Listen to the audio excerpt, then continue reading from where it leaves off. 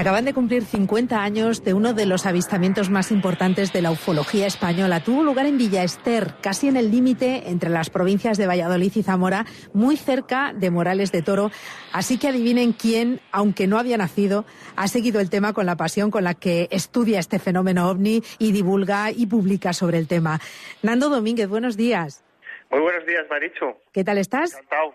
Muchas gracias por invitación y sobre todo por hablar de este caso, porque para mí es uno de mis casos preferidos, ya que parecía una leyenda cuando era pequeño y luego resulta que esa leyenda tenía mucho de realidad. Qué bueno. ¿Se sigue hablando del tema 50 años después, Nando? ¿O por qué fue tan importante? Por la credibilidad, creo, por lo menos al principio, que se dio al testimonio de ese agricultor que lo vio, Emiliano Velasco, que estaba arando ahí en Morales de Toro con su tractor. Sí, bueno, se encontraba más cerca de los Villasteres. La parcela está justo al lado, entre Pedrosa, Villaster y, bueno, el término de Morales, más o menos. Él era una persona campesina que no creía en estos temas, nunca había oído hablar, era de las personas que cuando veía la televisión se quedaba dormido. Pero, claro, trabajaba para otro señor en esa finca que se conoce como La 21, ahí se encontraba arando, y de repente baja un objeto que él denomina como lata de conservas. Tú date cuenta, para decir ese nombre, ya no estamos hablando de una persona que creía en estos temas, sino dijo, va bajado algo como una lata de conservas. Dio diferentes vueltas alrededor del tractor, en total unas 30 aproximadamente. Cada vuelta que iba girando alrededor de este tractor se iba acercando. El objeto estaba como a unos 50 o 70 centímetros del suelo, como levitando, pero Emiliano seguía ahí trabajando, la verdad, era un buen trabajador, ¿no? Él seguía arando, sabía que eso era algo muy extraño que estaba alrededor suyo, pero digamos que en una de esas vueltas ese objeto se ilumina y ahí es cuando Emiliano ya entra un poco en pánico, ¿no? En otra vuelta, por la parte de atrás se iluminó y lanzó una especie de, digamos, rayo láser o algo así, que generó un agujero en el tractor, pero que quedó perfectamente como si hubiese sido hoy en día. Tú date cuenta que estamos hablando del año 1975, como si hubiese sido quemado ese cristalito y no hubiese quedado ningún rasgo de, vamos, que no fue una bala. Ya. Y esto lo contó con ese lujo de detalles con el que tú nos lo refieres ahora, Nando, que se parecía a una lata de conservas lo que descendió del suelo. Tenía un tubo y 2 ventanas, le disparó esa especie de haz de luz que le agujereó un cristal. O sea que todo esto se pudo comprobar. Creo incluso que esa ventana agujereada se envió a la Cátedra de Química de la Universidad de Valladolid para analizar.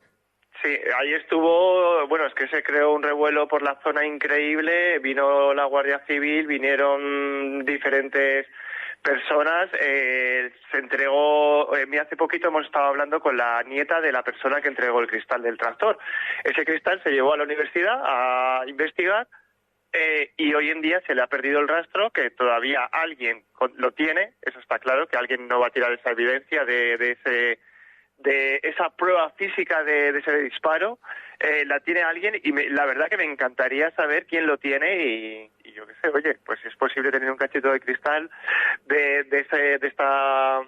esta historia, pues sería para mí un lujazo. Ya, pero ¿no? ¿Y dónde desapareció el cristal agujereado? Porque se llegó a enviar, tú dices que la nieta lo llevó, lo que más sería interesante sería ver... No, la nieta no, es decir, la nieta habló que es su abuelo, que era el dueño de la finca, el encargado de la finca, es el que entregó el cristal del tractor. Se hicieron diferentes pruebas de balística, porque luego estuvo por allí el grupo Charles Ford de Valladolid, el padre Antonio Felices, y estuvieron allí haciendo pruebas de balística, disparando a otro tipo de cristal similar al del tractor, para ver, claro, para descartar todo que hubiese sido un proyectil.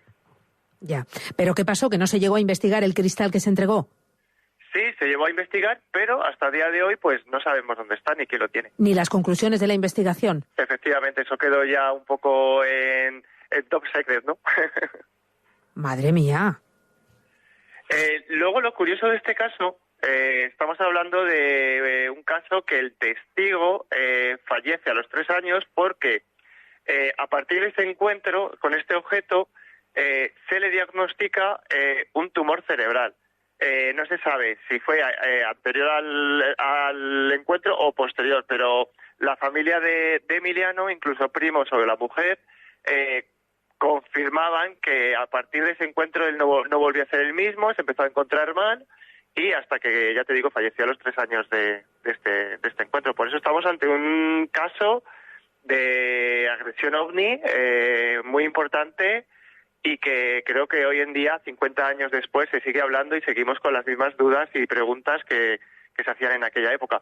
Ayer casualmente estaba hablando con un primo mío de Villaster y me comentaba algo muy curioso, porque claro, en esa época en los Villasteres, al oír esta historia, generó tan pánico que su madre le dijo cerrar todas las ventanas, cerrar las puertas, ¿sabes?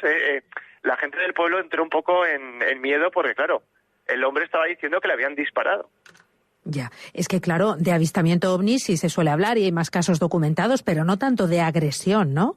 Claro, de agresión hay poquitos casos, por lo menos en España. Sí es cierto que en otros países hay historias fascinantes de objetos que se acercan a personas, les disparan, tienen marcas en el cuerpo. Todavía hay testigos hoy en día de estos encuentros. No sabemos qué objetos son los que han perseguido a estas personas, les han disparado con esa especie de rayo láser, por decirlo de alguna manera. Aunque suena ciencia ficción, el fenómeno real está ahí y creo que es hora estamos en tiempos ya de que se tome más en serio estos temas, porque algo está surcando en los cielos, está volando. El ejército, los militares y los grandes cargos, incluso los reyes, son conscientes de toda esta fenomenología y se ha ido ocultando con el paso de los tiempos. ¿Pero cómo los reyes, Fernando?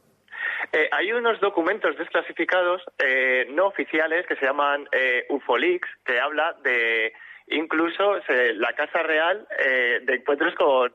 Es decir, están un poquito relacionados con estos temas. La reina Sofía era una persona aficionada al mundo de los ovnis, al mundo de los talismanes y al mundo esotérico. La reina Sofía, la reina emérita, es una persona aficionada a estos temas. Bueno, este caso de Villaster de hace 50 años no lo vieron muchas personas, pero sí se lo contó a muchos vecinos el propio Emiliano, ¿verdad? Sí, prácticamente todos los vecinos del pueblo eran conscientes de esta historia. Como te he comentado, entraron en pánico, entraron en miedo. Hoy en día, yo que tengo un grupo de investigación con mi amigo Miguel Ángel Moyano, que nos llamamos Kilómetro OVNI, porque es la sección que llevo en una revista que se llama Más allá de la ciencia, y ahí rescatamos todos estos fenómenos. Uh-huh. Y este caso, como decimos, aunque tú no habías nacido, Nando, cuando se produjo hace 50 años, es uno de los que más te ha ocupado en tu vida. Sí, es uno de los que más me han llamado la atención y que sigue siendo hoy en día noticia. Bueno, pues muchísimas gracias por recordarlo para nosotros. ¿Cómo va todo por Morales de Toro? ¿Alguna alerta ovni próximamente? Pues no, hicimos una en Casa Sola de Arión, hace poquito, en Donde Gentes, y estuvo genial, la verdad. Uh-huh. ¿Con algún resultado? No, llovió. Pero ¿llovió? Vaya. En el campo. Esto es una agresión ovni en toda regla. Sí. No se dejan ver.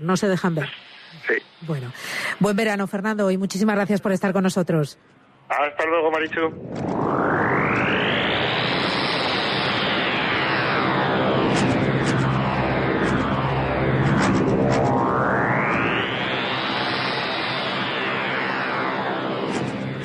Hoy por hoy, Zamora y Benavente.